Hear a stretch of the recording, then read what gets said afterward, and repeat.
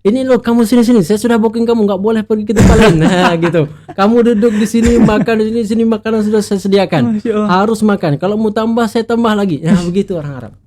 Kalau mau bertamu 3 hari, 3 hari itu boleh, mereka welcome saja, kita datang ke Masya rumah Allah. mereka, mereka menjamu kita sebagai tamu, dikasih makanan, Aha. dihargai dan sebagainya. 3 hari saja. Bukan di Madinah, tapi di Al-Jauf. Di Al-Jauf. Iya. Al-Jauf di mana, Ustaz? Al-Jauf ini dia di daerah perbatasan, tepatnya di utara Saudi. Utara Saudi. Iya, wilayah perbatasan sana. Sudah dekat dengan wilayah Syam, dekat dengan Yordania. Masya Allah. Ini pertama kali saya dengar wilayah Arab Saudi di bagian Masya Allah. Al-Jauf. Iya, iya, iya. Masya Allah. Jadi di sebelum ke Al-Jauf ini Ustaz, sebelum kuliah di mana, Ustaz? Atau ini S2 atau bagaimana, Ustaz? Ini S1. S1. Iya, Masya Allah. Sebetulnya saya 2 kali S1 nih sebenarnya. Iya, dua Iya, kali S1. 2 kali S1. Masya Ngulang lagi. Allah. Yang sebelumnya S1 di mana, Ustaz? Sebelumnya alhamdulillah S1-nya di Setiba Makassar, Setiba di Makassar. Sulawesi Selatan ya. Saya kira di Aceh, Ustaz. Bukan. Ustaz lulusan Setiba Makassar di Setiba Makassar, Sulawesi. di Sulawesi. Terus S1 lagi di Arab Al-Jauf. Saudi di Ya. Al-Jauf. Itu pertama kali ke sana bagaimana, Ustaz? Kan pertama kali nih keluar negeri kan, langsung ke Arab Saudi. Masya Allah, itu impian banyak orang, terutama muslim, Ustaz. Gimana, Ustaz, perasaannya? Sampai di sana bagaimana feel-nya mungkin, Ustaz, suasana di sana? Ya, tentunya setiap negara itu ada musimnya masing-masing kan. Nah, kayak misalnya di Arab Saudi, pas waktu saya awal sampai di sana itu lagi musim dingin. Musim dingin. Musim dingin. Bulan 11 ya. Bulan 11 tahun 2019. Oke, berarti itu emang suhunya dingin, Ustaz? Suhunya atau angin kencang atau? Nah, berbicara masalah musim ini Mas Herlin, Heeh. di Al-Jauf ini Masya Allah, Al-Jauf ini kan dia wilayah perbatasan gitu kan, Oke, utara ah. Saudi. Heeh. Untuk musim dingin di sana itu Masya Allah, kalau lagi puncak-puncaknya musim dingin itu Iya. kadang di bawah 0 derajat. Ah? Di bawah 0 derajat. Masya Allah. Iya. Di bawah 0 derajat. Di bawah 0 derajat. Sedingin apa, Ustaz? Oh, Masya Allah, itu pagi-pagi itu kami itu ya Allah, subuh itu kayak berat kali Ya itu. Allah. Masya Allah, godaannya itu luar biasa.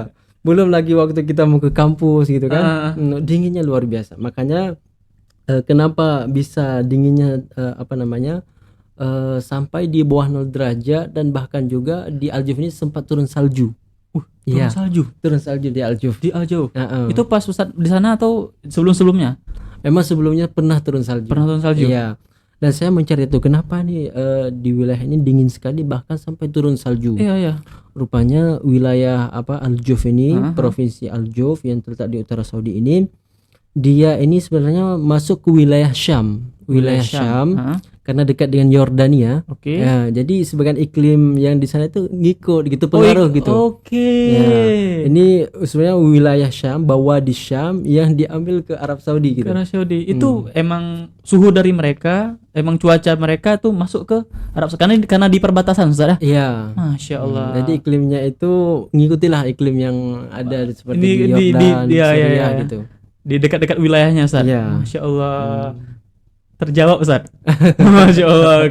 Kenapa di Al-Jauf turun salju sampai suhu sampai di bawah 0 derajat? Betul. Padahal kita tahu kan itu wilayah yang padang, Ustaz. Iya.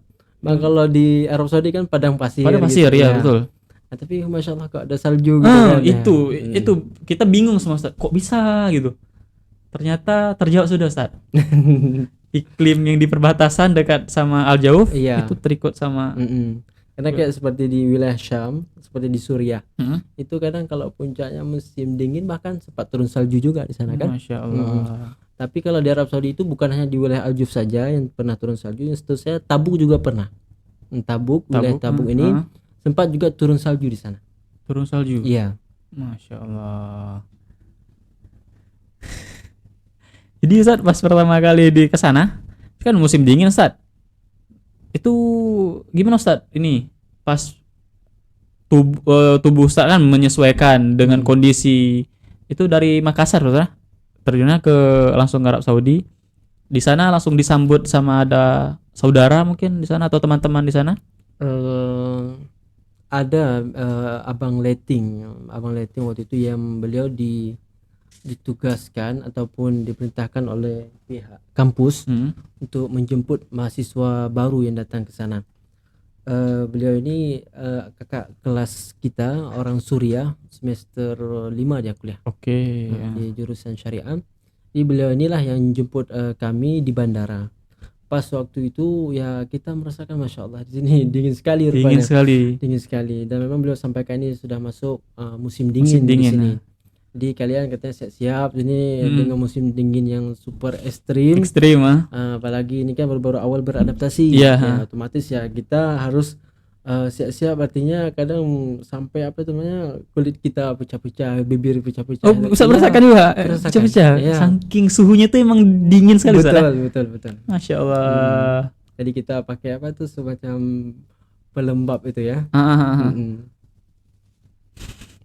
Masya Allah. Terus Ustaz, sampai di sana, ini Ustaz, saya penasaran dengan makanannya, Ustaz. Iya. Sampai di sana kan di Arab Saudi terkenal dengan makanan pokoknya gandum. Mm-mm. Nah, Ustaz sampai sana menyesuaikan dengan makanan gandum atau masih makan nasi, Ustaz? Iya, di awalnya itu alhamdulillah saya sangat senang dengan rempah-rempah. Rempah-rempah itu seperti masya Allah di sana seperti roti tamis namanya itu waktu pagi itu. Oke. Sarapan pagi itu kita roti tamis, terus kemudian ada full yang sudah digiling, kacang sudah digiling itu. Kemudian ada adas dan juga ada shakshuka dan lain sebagainya. Oke. Cuman roti kita celup, kita makan gitu aja. Nah, terus kemudian masuk kampus cuma makan sarapan pagi Semua gitu. sarapan pagi cuma roti itu aja. Nah, roti tamis ada juga yang kayak sandwich dan lain sebagainya. Oke, sandwichnya. Terus kemudian siangnya itu baru kita makan berat. Makan berat, makan nasi. Makan Makan nasi. Iya. Itu makan nasi di siang. Tapi nasi yang apa itu namanya, nasi beras mati ya. Beras mati. Beras Yang- mati itu apa, Ustaz? Yang apa itu yang kayak dipakai untuk masakan nasi biryani misalnya. Oh, itu. Yang Itu apa tuh agak besar-besar itu beras. besar-besar. Itu Iya. memang nasi kayak nasi biryani, Ustaz, ya? Besar-besar gitu. Teksturnya besar atau ukurannya? Iya, ukurannya besar. Ukuran besar. Oke. Masya Allah. Jadi di sana, Ustaz, yang uniknya kan, Ustaz, sebelumnya dari wilayah yang tertropis, otomatis kan budayanya berbeda, dengan kultur yang berbeda juga, sosialnya berbeda. Di sana apa, Ustaz, perbedaannya yang Ustaz rasakan nih? Ini nggak ada di Indonesia. Di sini unik kayak itu. Apa Ustaz kira-kira? Jadi saya termasuk yang suka dengan budaya yang ada di Arab Saudi itu. Terutama misalnya di kalangan anak muda nih. Anak muda. Kalangan anak muda itu masya Allah mereka itu dididik itu misalnya sama orang tuanya ataupun misalnya lingkungannya itu kepribadiannya itu masya Allah luar biasa, seperti orang dewasa. Maksudnya seperti orang dewasa, pemikirannya, sikapnya, kemudian apa lagi, pemikirannya, pola pikirnya. Oke. Itu kalau kita lihat seakan-akan mungkin orang ini sudah berumur 30 tahun atau 25 tahun misalnya. Padahal kalau kita lihat berapa umurnya baru 18, 17. Tapi memang masya Allah sikapnya itu sudah dewasa sekali. Masya Allah. Mungkin selain pengaruh hormonnya juga dan juga faktor apa mungkin faktor gen ya. Gen, oke. Dari ayah itu biasanya. Iya. Kalau kepribadian. Dan kalau misalnya ini anak-anak muda ataupun anak kecil, Iya. yang misalnya bergabung dengan kelompok orang-orang tua misalnya, ataupun misalnya orang-orang berpengaruh, tokoh-tokoh, itu selain mereka memiliki adab yang baik, terus kemudian mereka itu diberikan semacam apa ini ruang untuk bisa berbicara, terus kemudian Masya Allah. dengan tentunya dengan sopan santun. Mereka ini menganggap seperti apa, misalnya gurunya itu bukan hanya sebatas guru, tapi juga sebagai teman, sahabat, tempat sharing, curhat gitu. Itu saya dapatkan mereka ini luar biasa begitu, sosialnya tinggi sekali gitu. Berarti mereka tahu memposisikan mereka berhadapan dengan orang dewasa tuh, dengan orang tua bagaimana. Betul. Masya Allah. Itu yang saya lihat ya di kampus. Jadi saya punya teman tuh orang Arab, orang Saudi. Dia dengan gurunya, misalnya dengan para dosen yang mengajar. Iya. Nah, dia memposisikan dirinya sebagai murid gitu. Sebagai apa? Mahasiswa. Mahasiswa, betul. Mahasiswa. Namun di luar kampus, di luar kelas, itu kadang dia sebagai teman Teman. saja gitu. Dengan dosen-dosen di sana. Iya, sedangkan misalnya kita di Indonesia ya, misalnya kita di Indonesia, oh memang kita ini masya Allah masyarakat yang sangat luar biasa gitu kan. Orang-orang Arab juga memuji sekali akhlak-akhlak orang-orang Indonesia ini. Masya Allah. Nah, katanya murah senyum, terus kemudian orangnya santun sekali. Namun kita juga kadang memiliki apa itu namanya sikap ta'zim dan penghormatan itu yang luar biasa kepada orang lain gitu. Nah, namun di sana itu mereka saya melihat ini orang-orang di sana itu ketika misalnya jumpa dengan guru-guru mereka, para masyayikh itu masya Allah kadang bercanda namun tidak kelewatan gitu. Sekarang sering bercanda. Tahu gitu. kadar bercandanya Iya. bagaimana Ustaz? Di mereka masya Allah itu seperti teman sahabat yang akrab sekali begitu. Masya Allah.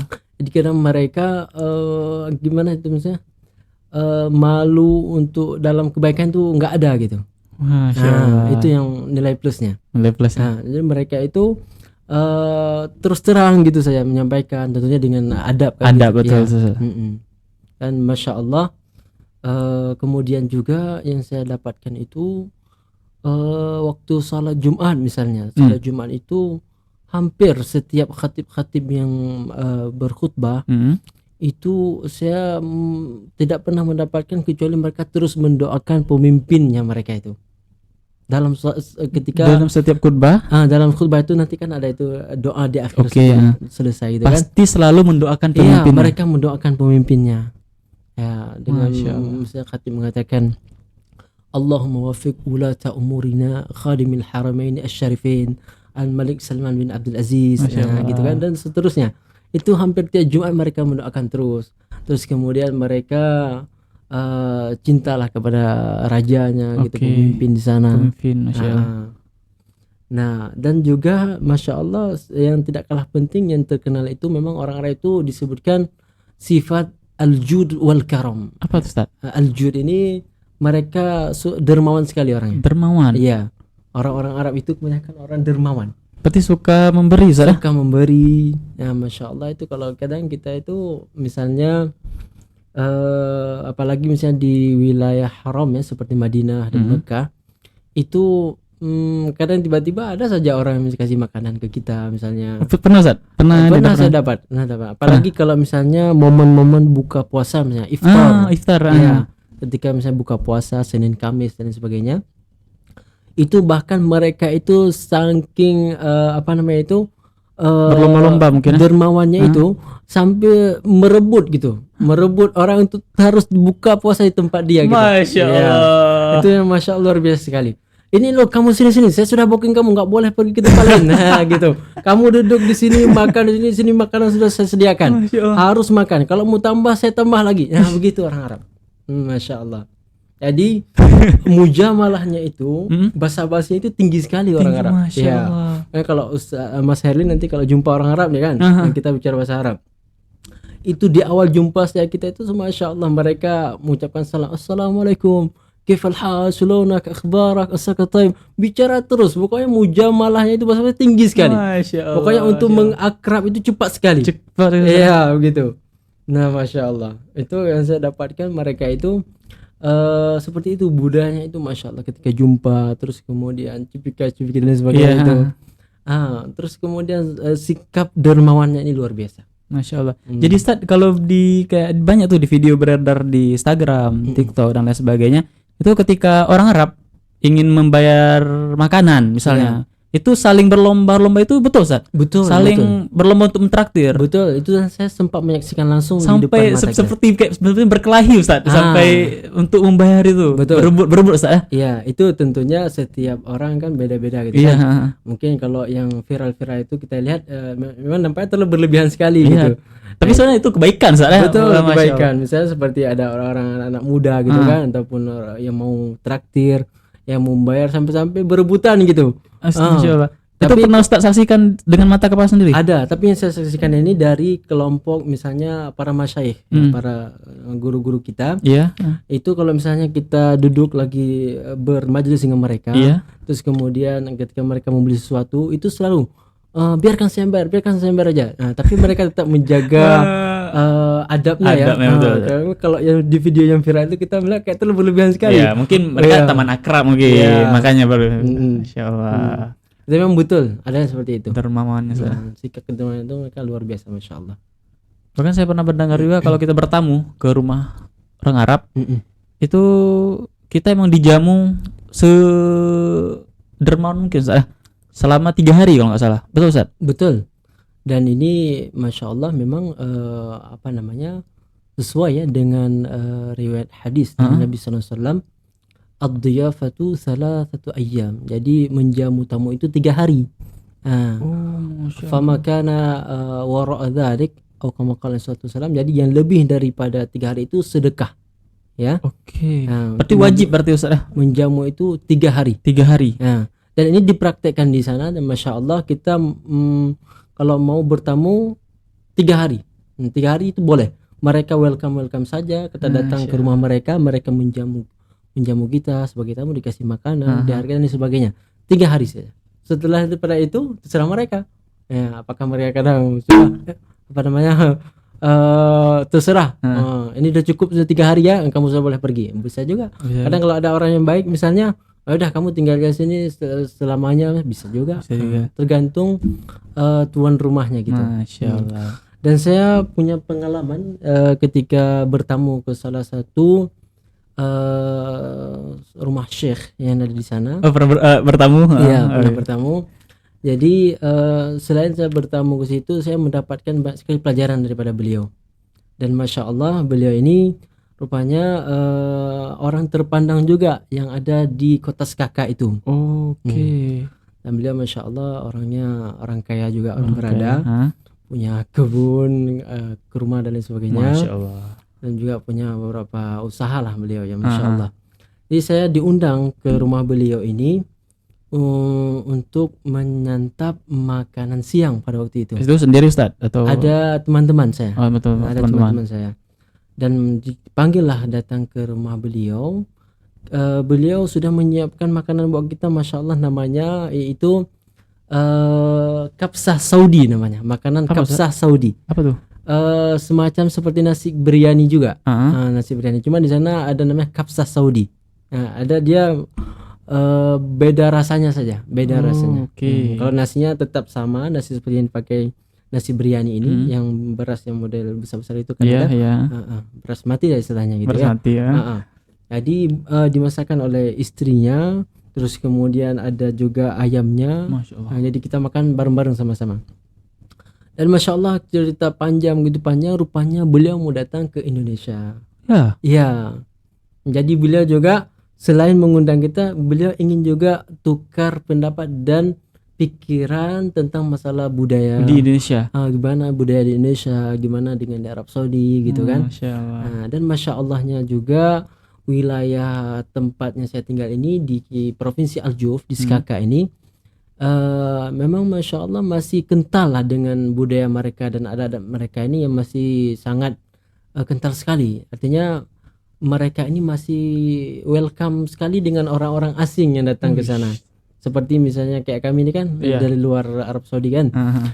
Itu di sana itu bagi mereka masih asing gitu. Jarang orang-orang asing datang ke tempat mereka ini. Karena Al-Juf ini jauh kan? Jauh dari kota-kota besar. Di perbatasan maksudnya? Di perbatasan. Mereka itu kalau ada orang-orang yang asing masih welcome sekali. Jadi kemudian mereka sharing-sharing lah tentang budaya di sini, bahwa di sini itu kalau misalkan makan, dia bilang sama saya itu kan, makan seperti inilah makanannya katanya. Kita makan duduk begini melantai katanya.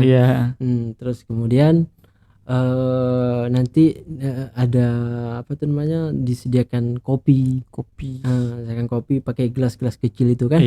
Model-model kecil itu. Jadi itu juga ada apa tuh namanya, caranya juga diajarin di sana. Cara minumnya, cara minumnya dan juga cara kita meminta tambahan misalnya. Berarti itu nggak asal-asalan langsung minum? Enggak. Jadi itu pertama misalnya gelas gitu. Gelas, iya oke. Dah ditaruh di depan kita. Terus kemudian syekh itu tuang terus itu airnya. Itu di tangan kita? Enggak, pertama ditaruh di depan meja. Oke. Dah kita ambil, kita minum. Dah. Terus kemudian ketika kita minum habis, terus kemudian kita taruh itu ditambah terus lagi sama mereka. Jadi kalau kita belum bilang berhenti, artinya kita ambil gelasnya itu, kita tutup, bilang begini, khalas. Kalau kita nggak bilang seperti itu, terus ditambah lagi, ditambah terus akhirnya. Masya Allah. Begitu di sana. Memang memuliakan tamunya tinggi sekali, Ustaz. Masya Allah. Biasa. Itu Masya Allah. Kita bilang, kalau apakah mahasiswa sana pernah kelaparan? Itu pertanyaan, Ustaz. Pernah, Ustaz, kelaparan sana?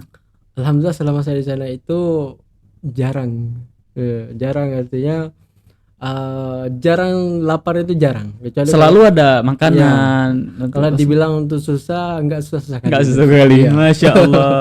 Masya Allah. Masya Allah. Ini saking dermawannya orang di sana, Ustaz. Iya, dermawan sekali. Oke, mengenai tentang kelaparan, Ustaz. Ustaz bilang selama di sana belum pernah kelaparan. Tapi kondisi uang misalnya, Ustaz pernah di titik di mana Ustaz udah nggak punya uang atau belanja gitu, Ustaz? Pernah? Uangnya kurang mungkin. Kalau mahasiswa umumnya, karena ini adalah beasiswa, jadi pemerintah Arab Saudi itu menyediakan beasiswa yang full, Masya Allah. Untuk negara Arab Saudi ini, mahasiswa yang lulus ke sana itu, Masya Allah, pemerintah Arab Saudi menyediakan beasiswa full. Betul-betul memperhatikan ini, Ustaz. Full. Ada uang sakunya, terus kemudian tiket pesawat PP tiap tahun gitu kan. Masya Allah. Dan kayak kampus kami juga ini, masalahnya kami cerita sedikit ya. Kampus Al-Juf ini adalah kampus baru sebenarnya. Kampus baru dibangun pada tahun 2005. Masih belum lama, masih baru, Ustaz. Iya, masih baru. Dan untuk yang mahasiswa yang non Saudi ini, saya ini angkatan kedua. Iya. Angkatan kedua saya. Angkatan pertama itu abang letting kami 2 orang Indonesia. Satu lagi orang Thailand, satu lagi orang Bangladesh, 4 orang. Ini angkatan pertama di kampus Al-Juf yang non Saudi. Mereka kalau kami nggak salah diterima itu pada tahun 2017 atau 2018. Nyusullah kami tahun 2019 letting ataupun angkatan kedua nih yang dari non Saudi. Dan Masya Allah, rupanya kampus Al-Juf ini belum ada asramanya. Belum siap, asramanya belum rampung. Pas kami sampai di kampus, ketika awal-awal pengenalan kampus itu, kami melihat asramanya masih dalam tahap pembangunan. Beberapa bangunan-bangunan ini masih dalam tahap pembangunan. Jadi Masya Allah, kampus ini menyewakan hotel bagi mahasiswa. Bisa Ustaz tinggal di hotel gitu? Iya, Alhamdulillah kami kemarin itu tinggal di hotel selama 1 tahun. Masya Allah. Alhamdulillah. Jadi Masya Allah, perhatiannya Arab Saudi luar biasa sekali untuk mahasiswa ya. Bagi penuntut ilmu, apalagi untuk ilmu syar'i. Itu Masya Allah fasilitasnya luar biasa sekali. Memang difasilitasi betul-betul, Ustaz. Dan Masya Allah, tinggal di hotel juga kita bukan hanya dapat uang saku, tapi uang makan juga dikasih gitu. Iya, Masya Allah. Jadi untuk kita bilang ini berapa sebenarnya habis kalau kita totalkan misalnya per bulan, itu Masya Allah sekitar 100-200 rial per bulan gitu. Kalau dirupiahkan berapa, Ustaz? Mungkin sekitar 1 juta lah. Masya Allah. 1 juta kurang lebih ya. Bahkan kita bisa juga menabung lagi uang itu, bahkan kita kirim lagi ke Indonesia juga bisa. Pernah sering kirim ke kampung? Alhamdulillah sering, saya juga nabung terus. Masya Allah. Ini sejahtera mahasiswa di sana yang dari Indonesia. Ya, makanya saya melihat nih, Masya Allah, nikmat Allah luar biasa sekali. Jadi kalau kita nih tidak pergunakan kesempatan seperti ini, artinya untuk belajar dengan baik ya. Selain fasilitas yang aman, negara juga aman, fasilitas juga banyak, tapi kita masih saja malas-malas menuntut ini, lah luar biasa ini. Enggak rugi ya, enggak bersyukur gitu. Gitu. Makanya kita ketika mendapatkan yang Masya Allah nih luar biasa nih kesempatan bisa belajar. Kemudian enggak ada hal-hal yang susah kali lah di sana. Tinggal kita fokus belajar saja. Dan Masya Allah, Mas Salim juga itu di masjid-masjid di sana itu jami namanya, jami. Beberapa masjid di sana itu menyediakan halaqah-halaqah untuk penuntut ilmu itu banyak sekali. Halaqah ilmiah. Jadi para penuntut ilmu itu seperti mahasiswa, selain mereka bisa belajar formal di kampus, ada juga belajar tambahan di luar itu. Dibukanya Artinya- banyak itu, halaqahnya banyak. banyak. Berarti kita tinggal pilih Ustaz Iya. mau masuk yang mana. Ataupun disebut dengan sistem talaki. Talaki, Kita ya. bisa talaki di sana dengan para masyayikh yang ada di masjid-masjid di luar kampus itu. Masyaallah. Jadi kita misalnya nih mau belajar di halaqah ini, misalnya halaqah hadis, Iya. ada masyayikh di sana yang mengajar. Oh, saya ini mau ke tafsirnya, ada juga. Saya mau menghafal matan ini, ada semua di sana fasilitasnya luar biasa. Masyaallah. Jadi kalau kita cuma belajar di kampus dari pagi sampai siang, Iya, itu cuman yang belajar kegiatan wajib saja. wajib. Setelah itu waktu kosong sekali, free sekali di sana. Jadi kalau kita nggak menggunakan waktu luang itu, kadang tiduran di Iya. kamar, kadang sibuknya olahraga terus, ada yang sibuk nge-gym terus, ada yang sibuk jalan-jalan kota terus, belanja shopping segala macam. Jadi masya Allah, tergantung kita mau memanage diri kita ini bagaimana. Masya Allah. Ya. Masya Allah. Itu yang saya rasakan, masya Allah, waktu luang itu luar biasa di sana. Bukan hanya itu saja Mas Helin, waktu libur juga di sana itu lebih banyak ketimbang waktu-waktu kegiatan formal ataupun wajib di kampus. Itu banyak sekali waktu luang di sana. Waktu luang. Iya. Jadi Mas Herlin, kita itu waktu dawam, waktu belajar itu Iya. mulai hari Minggu. Nah, awal kegiatan aktivitasnya itu hari Minggu. Iya. Di sini hari Minggu libur. Iya, kalau di sana itu hari Minggu. Hari Minggu. Yaumul Oke. Ahad, ya hari Masya Minggu. Allah. Jadi di sana itu hari Minggu lah hari awal kita beraktivitas, masuk kampus, yang masuk kerja dan lain sebagainya. Hari Minggu, kemudian Senin, Selasa, Rabu, Kamis, Jumat baru libur. Jumat, Sabtu libur. Libur. Iya. Jadi Jumat Sabtu itu libur kita di sana. Nah, masya Allah. Jadi kalau kita sudah pulang dari kampus hari Kamis, nah itu malamnya itu kan malam Jumat. Iya, Jumat. Malam Jumat itu di Arab Saudi, kalau di Indonesia itu seperti malam Minggu. Masya Allah, justru rame tuh. Rame, masya Allah. Ada kita sebenarnya ini sempat juga kami ke mall kan, waktu malam Jumat. Kami kira ini kayaknya ke mall malam Jumat. Ngapain nih ke mall malam Jumat? Iya. Rupanya pas kami sampai rame sekali Ya orang di sana Allah. yang belanja tentang itu. Ikhwan, akhwat, lebih-lebih akhwat, ramai sekali mereka ke malam Masya Jumat itu. Allah. Masya Allah. Kalau itu malam Jumat tuh. Malam Jumat.